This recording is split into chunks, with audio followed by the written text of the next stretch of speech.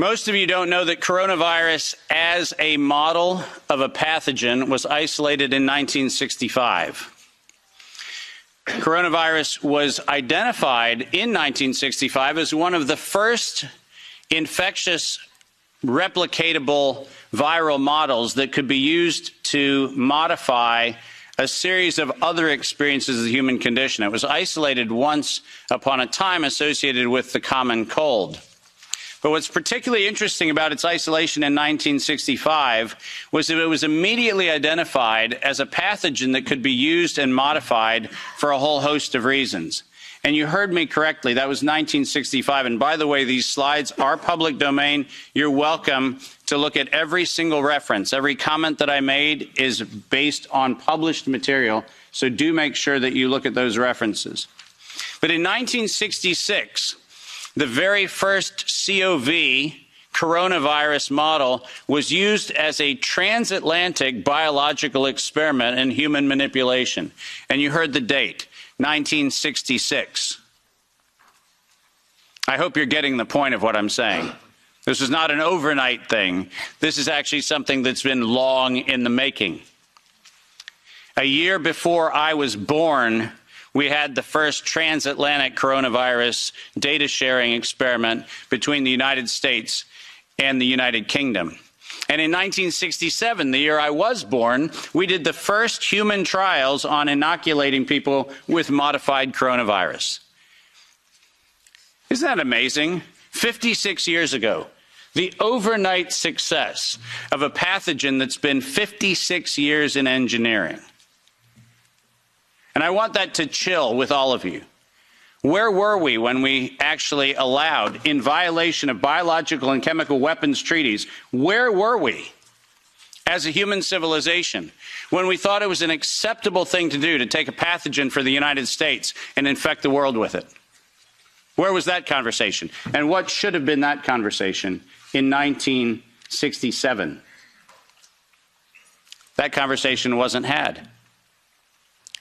Ironically, the common cold was turned into a chimera in the 1970s. And in 1975, 1976, and 1977, we started figuring out how to modify coronavirus by putting it into different animals, pigs and dogs. And not surprisingly, by the time we got to 1990, we found out that coronavirus as an infectious agent was an industrial problem for two primary industries, the industries of dogs and pigs. Dog breeders and pigs found that coronavirus created gastrointestinal problems, and that became the basis for Pfizer's first spike protein vaccine patent, filed, are you ready for this, in 1990. Did you hear what I just said? 1990. Operation Warp Speed? I'm sorry. Where's the warp and the speed? Pfizer, 1990, the very first spike protein vaccine for coronavirus. Isn't that fascinating?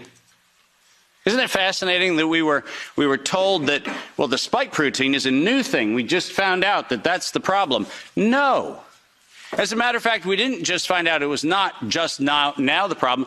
We found that out in 1990 and filed the first patents on vaccines in 1990 for the spike protein of coronavirus. And who would have thought? Pfizer. Clearly the innocent organization that does nothing but promote human health. Clearly Pfizer. The organization that has not bought the votes in this chamber and in every chamber of every government around the world. Not that Pfizer. Certainly, they wouldn't have had anything to do with this. But oh yes, they did.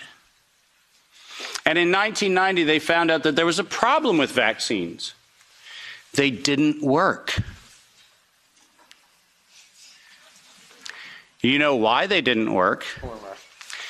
It turns out that coronavirus is a very malleable model. It transforms and it changes and it mutates over time. As a matter of fact, every publication on vaccines for coronavirus from 1990 until 2018, every single publication concluded that coronavirus escapes the vaccine impulse. because it modifies and mutates too quickly for vaccines to be effective. And since 1990 to 2018, that is the published science, ladies and gentlemen. That's following the science.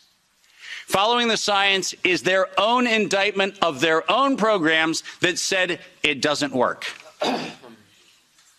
And there are thousands of publications to that effect, not a few hundred, and not paid for by pharmaceutical companies.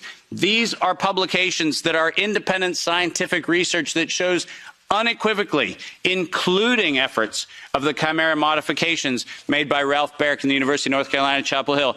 All of them show vaccines do not work on coronavirus. That's the science.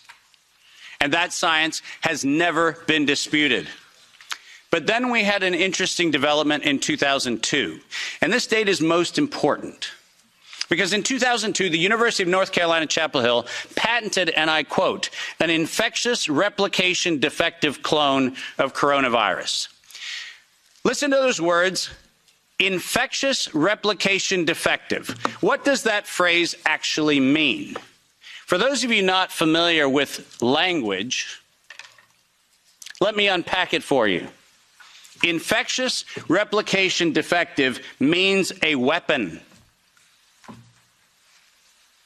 It means something meant to target an individual, but not have collateral damage to other individuals. That's what infectious replication defective means.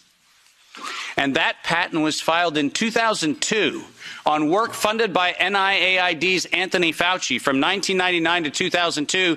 And that work, patented at the University of North Carolina, Chapel Hill, mysteriously preceded SARS 1.0 by a year.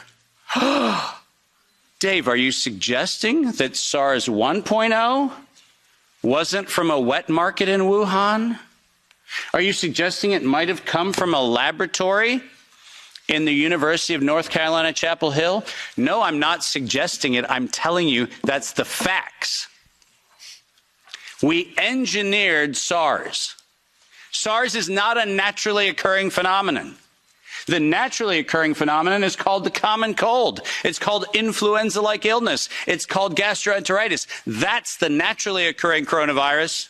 SARS is the research developed by humans weaponizing a life system model to actually attack human beings. And they patented it in 2002.